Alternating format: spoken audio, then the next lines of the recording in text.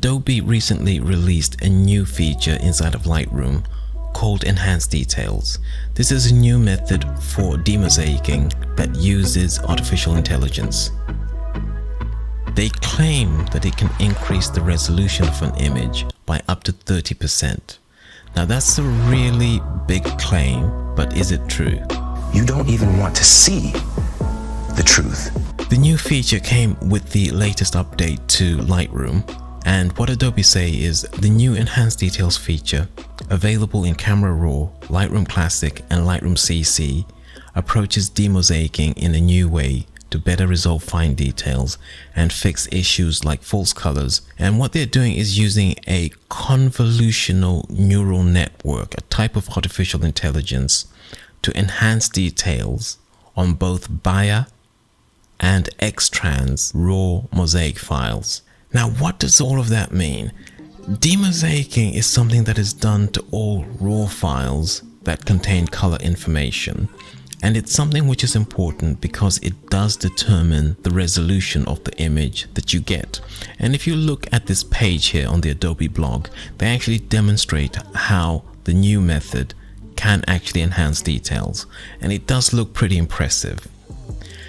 Further down the page, they actually provide more information, and they also provide a couple of raw files that I've downloaded and that you can also download if you want to work along.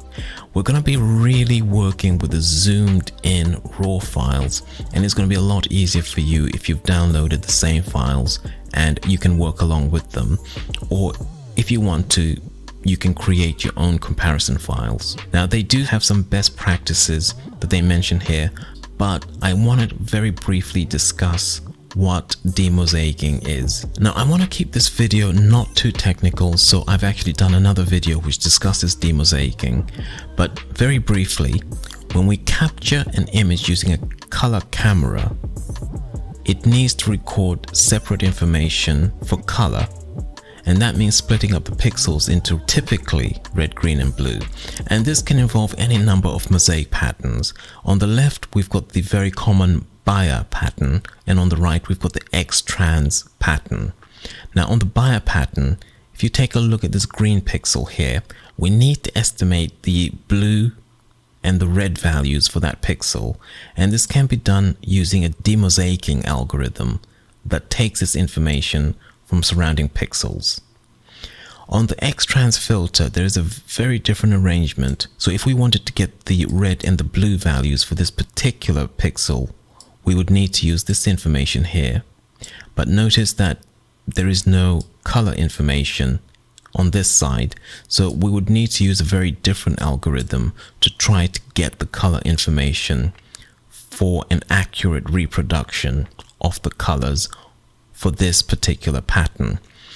Now, my reason for mentioning all of this is that I want you to notice that there is much more green than there is red or blue.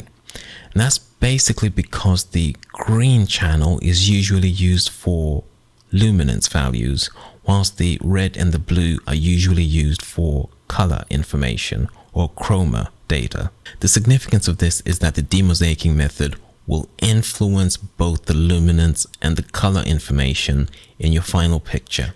And secondly, noticing that there are more green pixels than any other type of pixels should help you to understand why in some of my videos I've recommended extracting the green channel. We're going to choose the green channel, and we're going to also choose the blending mode when creating black and white portraits.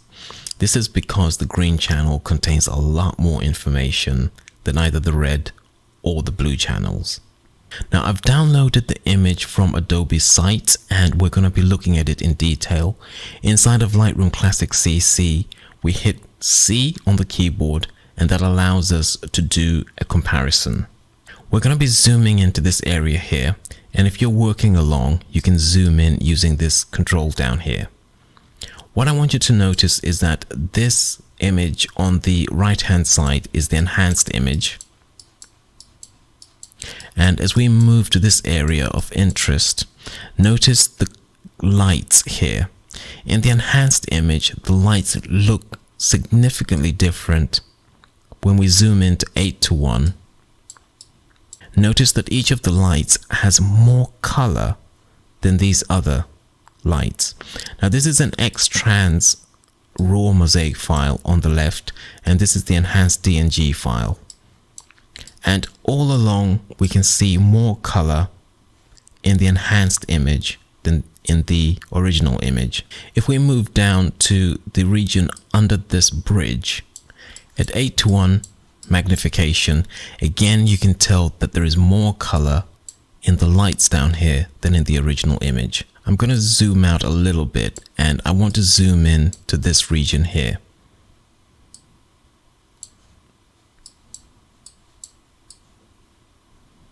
And here there is something really fascinating.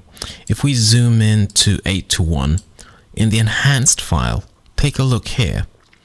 In the enhanced DNG, we can actually see some interesting detail in this sign, whereas in the original raw file, we can't see that level of detail. Notice also that the vegetation here is more colorful in the enhanced image than in the original raw file. So there's definitely quite a lot of difference between the two images, and on the whole you can see why Adobe are so excited about this new technology. Let's move to this building here and take a look at what it looks like zoomed in.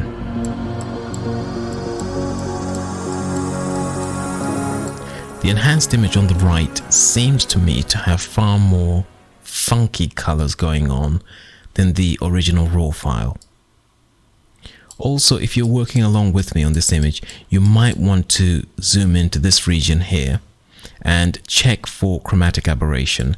I'm not entirely sure, but I think I saw more chromatic aberration in this region in the enhanced image than in the original image. But basically, I think this is a technique which is very promising. I think it may well be something that people use who have these X-Trans filters. However, Adobe do say that this technique works just as well on the traditional and more common Bayer filters. You don't even want to see the truth. What I've noticed in my own experience is that the new enhanced filters are sometimes a lot larger than the original files, sometimes 3 to 4 times larger than the original files. And this does make me wonder where the artificial intelligence is getting its information from. Is it actually using the information in the raw file, or is it inventing new detail? We know from other examples of artificial intelligence that AI can create amazing amounts of detail from very, very limited information. And this makes me wonder whether the new type of image is basically a painting created by the AI, or whether it is an enhanced photograph. Is it something which is original, authentic, or is it something which has been creatively manipulated by the artificial intelligence? If you want to try this out, it is available in the photo menu. You can choose enhanced details, or you can right click on an image and choose enhanced details. If you choose more than one image in the film strip, you can actually right click and choose enhanced details, and it will carry out the enhanced details for all the chosen files.